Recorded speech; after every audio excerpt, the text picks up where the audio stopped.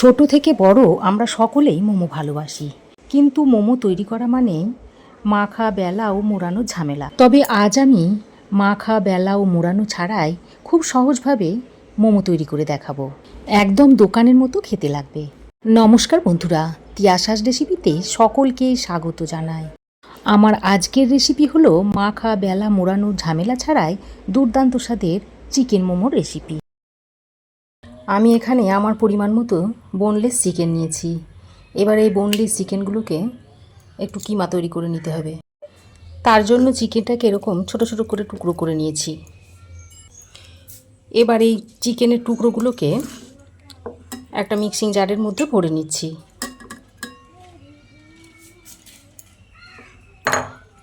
চিকেনের কিমাটা তৈরি করে নিয়েছি। এখন এটা একটা পাত্রে ঢেলে নিচ্ছি।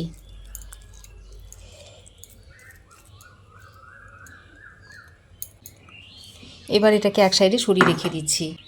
তারপর ওই মিক্সিং জারের মধ্যেই দিয়ে দিচ্ছি একটা মিডিয়াম সাইজের কুচনো পেঁয়াজ, একটা কাঁচা লঙ্কা দিয়ে দিচ্ছি, কয়েক টুকরো আদা দিয়ে দিচ্ছি, আর কয়েক টুকরো দিয়ে দিচ্ছি রসুন।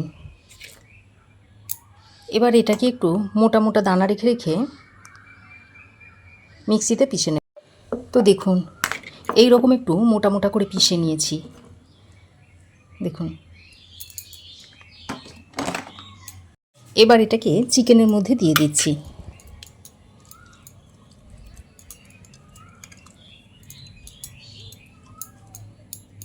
এবার আমি এর মধ্যে দিয়ে দিচ্ছি স্বাদ মতো নুন, দিয়ে দিচ্ছি চিলি ফ্লেক্স, অল্প একটু ধনেপাতা কুচি, দিয়ে দিচ্ছি অল্প একটু ভিনিগার, আর দিয়ে দিচ্ছি একটু ডার্ক সয়া সস, আর বাইন্ডিংয়ের জন্য অল্প একটু কর্নফ্লাওয়ার দিয়ে দিচ্ছি। আর এই কর্নফ্লাওয়ারটা আপনারা দিতেও পারেন আর নাও দিতে পারেন। এবার সব কিছু একসঙ্গে ভালো করে মিশিয়ে নিচ্ছি।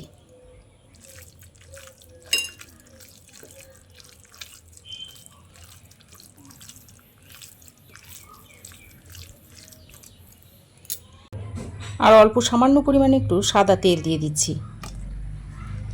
তারপর আবারও ভালো করে মিশিয়ে নিচ্ছি।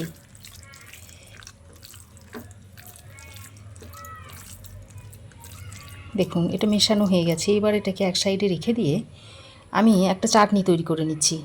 তো চাটনিটা তৈরি করার জন্য এখানে মিক্সিং জারের মধ্যে দিয়ে দিচ্ছি বেশ কয়েকটা শুকনো লঙ্কা, দিয়ে দিচ্ছি কয়েক টুকরো আদা, আর দিয়ে দিচ্ছি কয়েক টুকরো রসুন। এবার এটাকেও একটু দানা দানা করে পিষে নিতে হবে। তো দেখুন, এই রকম করে বেটে নিয়েছি। এবার চাটনিটা তৈরি করে নেব। তার জন্য কড়াই গরম করে দিয়ে দিচ্ছি সাদা তেল। এবার তেলটা গরম হয়ে এলে ওই মোটা করে পিষে রাখা মশলাটা দিয়ে দিচ্ছি। তারপর তেলে একটু ভেজে নিচ্ছি। এবার এর মধ্যে দিয়ে দিচ্ছি স্বাদ মতো একটু সাদা নুন, আর একটু বিট নুন দিয়ে দিচ্ছি, চিনি দিয়ে দিচ্ছি 1 চামচ। তারপর ভালো করে মিশিয়ে নিচ্ছি। এবার পরিমাণ মতো জল দিয়ে দিচ্ছি।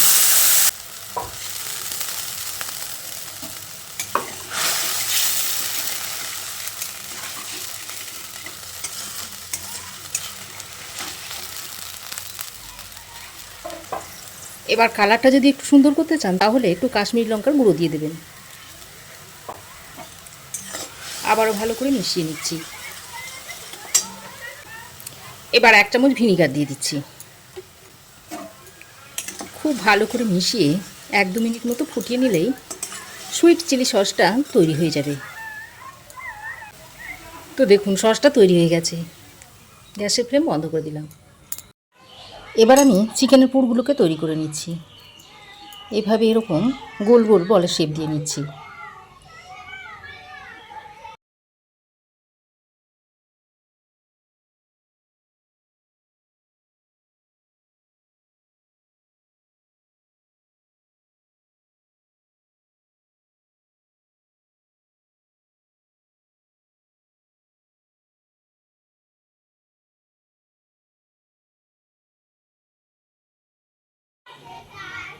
এই বলগুলো তৈরি করে একটা প্লেটের মধ্যে রেখে দিচ্ছি।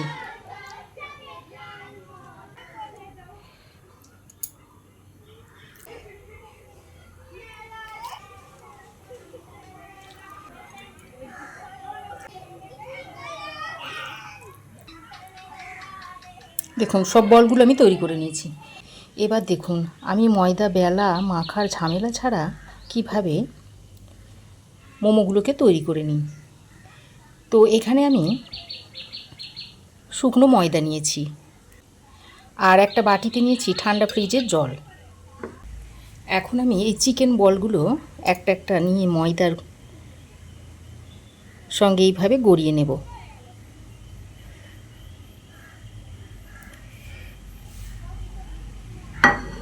তারপর এটাকে ঠান্ডা জলে চুবিয়ে নিচ্ছি। দেখুন ঠান্ডা জলে চুবিয়ে নিয়ে আবারও একবার এই ময়দার সঙ্গে কোট করে নিতে হবে।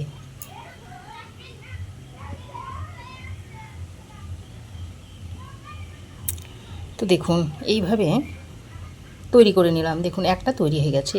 এক সাইডে এটাকে রেখে দিচ্ছি। একইভাবে সবগুলোকে তৈরি করে নিতে হবে। প্রথমে শুকনো ময়দা এইভাবে গড়িয়ে নিতে হবে, তারপর ঠান্ডা জলে চুবিয়ে নিতে হবে। তারপর এটাকে ঠান্ডা জল থেকে তুলে আবারও শুকনো ময়দা এইভাবে গড়িয়ে নিতে হবে।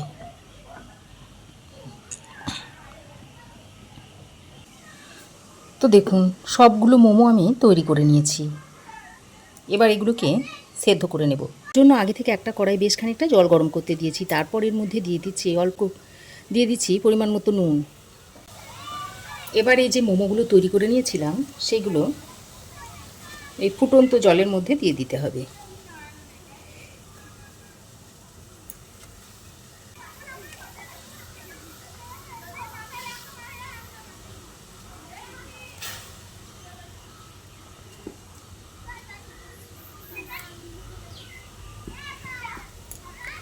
মোমোগুলো দেওয়ার সঙ্গে সঙ্গে নাড়াচাড়া করলে হবে না, 1-2 মিনিট এইভাবে রেখে দিতে হবে।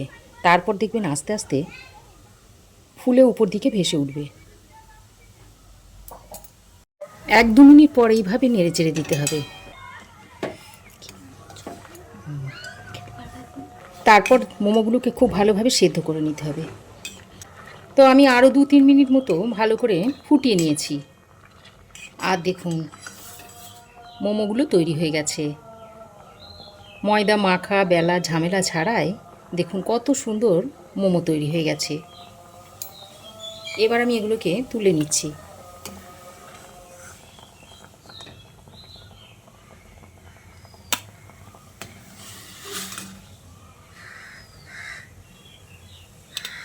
তো দেখুন দুর্দান্ত স্বাদের মোমো তৈরি হয়ে গেছে।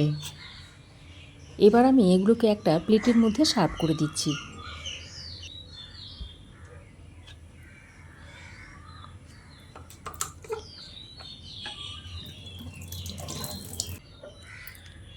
এবার আমি এটাকে সুইট চিলি সস দিয়ে সার্ভ করে দিলাম।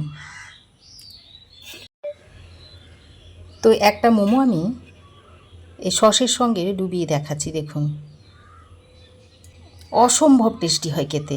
আপনারাও একবার এইভাবে তৈরি করে খেয়ে দেখুন। দেখুন ভিতরটাও দেখুন কত সুন্দর হয়েছে।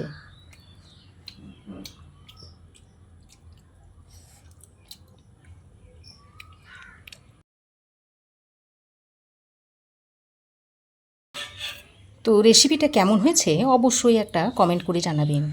ভালো লাগলে একটা লাইক ও শেয়ার করবেন। পাশে থাকা বেল আইকনটা অবশ্যই প্রেস করে দেবেন। আর আমার চ্যানেলে যদি নতুন হয়ে থাকেন তো প্লিজ চ্যানেলটাকে সাবস্ক্রাইব করার অনুরোধ রইল। আজ এ পর্যন্তই। আবার দেখা হবে নতুন কোনো রেসিপি নিয়ে নেক্সট এপিসোডে। সে পর্যন্ত ভালো থাকবেন, সুস্থ থাকবেন। ধন্যবাদ।